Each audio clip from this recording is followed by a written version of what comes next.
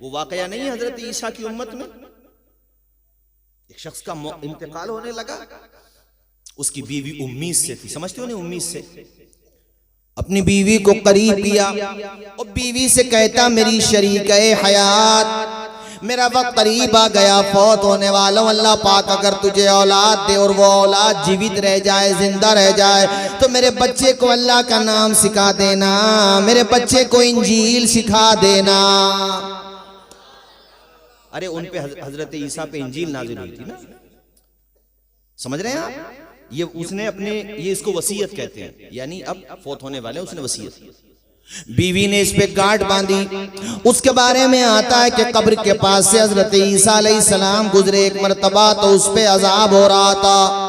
फिर काफी दिनों के बाद या जितने दिनों के बाद भी वहां से गुजरे तो कब्र वही है, मैयत भी वही है, रूह भी वही है, मगर उस पर अब अजाब नहीं हो रहा है, बल्कि अल्लाह की तरफ से सवाब हो रहा है।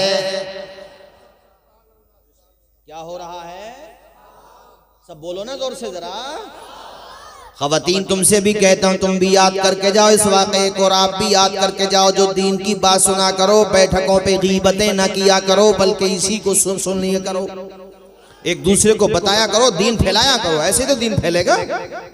एक आदमी से 1000 ने सुना, 1000 सुनाए, 10,000 को 10,000 सुनाए, 50,000 को 50,000 सुनाए, 1,00,000 को, तो इस तरीके से दीन की बात कितने लोगों तक पहुंच जाएगी। मोबाइलों पे तुम लोग उल्टे सीधे मैसेज तो फॉरवर्ड करते हो, अगर फॉरवर्ड करना है दीन की बात फैलाओ, अच्छी बातें फैलाओ, फॉरवर्ड करो तो अच्छी बातों को करो, बुरी बातों को फॉरवर्ड करोगे तो उसका गुनाह भी तुम्हारे खाते में चढ़ेगा, और नेक बातों को आगे बढ़ाओगे तो नेकियां तुम्हारे खाते में मिलेंगी इंशाअल्लाह। बोलो झूम के सुभान अल्लाह। क्या वसीयत की उसने कि मेरे बेटे को, मेरे बच्चे को क्या पढ़ाना? अल्लाह का कलाम पढ़ाना। ईसा अलैहिस्सलाम बाद में गुजरे तो उसकी कब्र में रहमत बरस रही थी और उसकी कब्र से अजाब हट चुका था। आपने दुआ की मेरे मौला माजरा क्या है, तो अल्लाह पाक ने वही अता की, वही भेजी और कहा ईसा बात ये है कि ये जब फौत हुआ था तो अच्छा नहीं था, गुनाह लेकर के आया कब्र में, उसी का बदला इसे मिल रहा था। कहा मौला अब इसकी कब्र से अजाब क्यों हटा? तो रब ने फरमाया इसलिए कि अपनी बीवी को उम्मीद से छोड़ करके आया था और अपनी बीवी को वसीयत करके आया था। आज इसका बेटा जमीन पे ले बैठ करके मेरा नाम ले रहा है, मुझे अहद कह रहा है, मुझे समद कह रहा है। ऐ ईसा, उसका बेटा जमीन पर मेरी पाकी बयान कर रहा है, मेरा कलाम पढ़ रहा है, तो मेरी रहमत ने ये गवारा ना किया कि इसका बेटा जमीन पर मेरा नाम ले और मैं जमीन में इसके बाप को अजाब दे दूं। ये मेरी रहमत ने गवारा ना किया, इसलिए इसके बेटे की तिलावत की बरकत से इसका बेटा जो मेरा नाम ले रहा है, उसकी बरकत से मैंने इसकी कब्र से अजाब हटा दिया। बात समझ आई आपको? अरे समझ आई? जब तक इंसान पे औलाद ना हो तो औलाद मांगता है, या अल्लाह औलाद हो जाए, औलाद हो जाए। मज़ारात पे भी जाएगा, बुजुर्गों के वहां जाकर के अल्लाह की बारगाह में दुआ करेगा, पीर फकीरों पे भी जाएगा, सब जगह जाएगा। और जब औलाद हो जाए तो फिर ये सोचता है इसे ATM कार्ड बना लूं, यानी पढ़ने की उम्र में कमाई पे लगा देता है। अरे मजबूरी भी है तो पढ़ाई से थोड़ी रोका यार, किसी भी टाइम कलमा शरीफ पढ़ें, ला इलाहा इल्लल्लाह मुहम्मदुर रसूलुल्लाह। कमाने पे मत लगाओ सिर्फ उसे, भाइयों पढ़ाओ उसे। मैंने क्या कहा? पढ़ाओ उसे कुरान तो पढ़ाई दो कम से कम, उसे नाजरा ही पढ़ा दो कम से कम। अल्लाह अल्लाह, मैंने ऐसे लोगों को भी देखा जो डिग्रियां हासिल करते हैं, घर का माहौल अच्छा होता है तो तब भी वो दीन का दामन नहीं छोड़ते। मैंने तकरीरों में कई जगह सुनाया, पता नहीं आपने सुना कि नहीं सुना। दिल्ली के अंदर हमें मिलने वाले मिले, संभल के ही हैं वो, मुलाकात हो गई जलसे में, कई साल के बाद मुलाकात हुई। मैंने उनसे पूछा भाई कैसे चल रहा यहाँ पर, कैसे? तो बताया मैं इस वक्त नोएडा में जॉब करता हूँ, 45,000 बताया, 40,000 इतनी तनख्वाह मिलती है।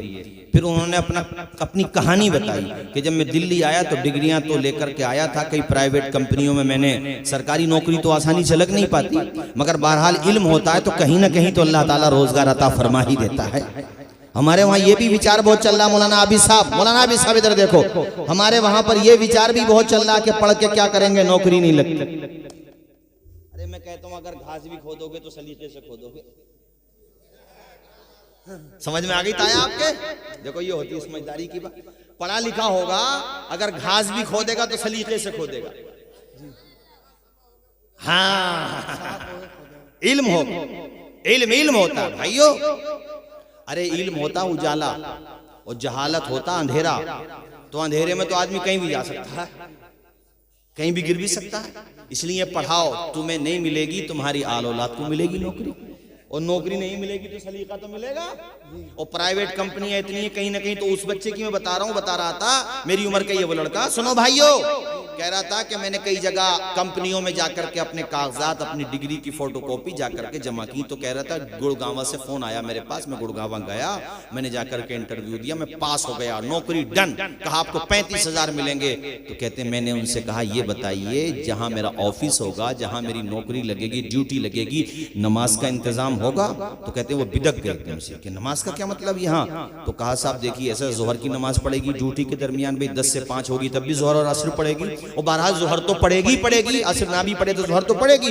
तो कहा साहब एक या 2 टाइम की नमाज की बात है, आप 35 की जगह 30 दे दें, ये मुझे गवारा है, लेकिन नमाज नहीं पढ़ने दोगे, ये मुझे गवारा नहीं है। वो डिग्री होल्डर था, मगर घर से माहौल दीनी मिला था, माँ उसकी यकीनन उसने अच्छी तरबियत की होगी, और बचपने ही से उसको दीन का दर सिखाया गया। वो नाजरा पढ़ा हुआ कुरान शरीफ भी है जिसकी मैं बात कर रहा हूँ। उसने बताया कि हजरत कुछ देर के लिए तो मुझे शैतान ने बहकाया कि इतने दिनों के बाद नौकरी मिली है, कहाँ चक्कर में पड़ रहे हो, शैतान ने बहकाया। लेकिन कहते मैंने दिमाग की नहीं मानी, दिल की मानी। सुभान अल्लाह, क्या बात है। किसकी मानी? दिल की मानी। और मेरे दिल ने ये कहा कि जब तुझे अल्लाह ने टैलेंट दिया है, सलाहियत दी है, तो नौकरी भी वही देगा। कहते मैंने उससे जो मालिक था कंपनी का, जिससे भी बात हो रही थी, मैंने कहा भाई साहब अपनी नौकरी अपनी पास रखो, जहां सजदों की इजाजत न हो वहां हम नौकरी नहीं करते, जहां नमाज की परमिशन न हो वहां हम नौकरी नहीं करते। मौलाना अभी साहब कहते मैं ये कहकर के वहां से आ गया। अब दिल में शैतान कह रहा था कि शैतान तो वसवसे डाल ही रहा था दिमाग में मेरे। कहते मैं घर आया, चंद दिनों के बाद मेरे पास नोएडा की एक कंपनी से फोन आया। उन्होंने मुझसे कहा कि हमने आपकी डिग्रियां देखी हैं, आपके कागजात देखे, आप आए। कहते मैं वहां गया, मैंने आज वहां बात फाइनल होने से पहले ये बात कह दी कि साहब एक बात सुन लीजिए आप हमारी। ऐसे ऐसे हो चुका है, इसलिए आपको बता रहे हैं कि हम नमाज नहीं छोड़ेंगे। हालांकि कंपनी का मालिक हिंदू था, नॉन मुस्लिम था, मगर वो इतना खुश हुआ, उसने मुझे बताया कि वो इतना खुश हुआ और कहा तू इतना ईमानदार सच्चा मुसलमान है कि तू नमाज भी नहीं छोड़ेगा। जो नमाज नहीं छोड़ेगा वो कंपनी के साथ धोखा कैसे कर सकता है? वो मेरी कंपनी के साथ धोखा नहीं कर सकता।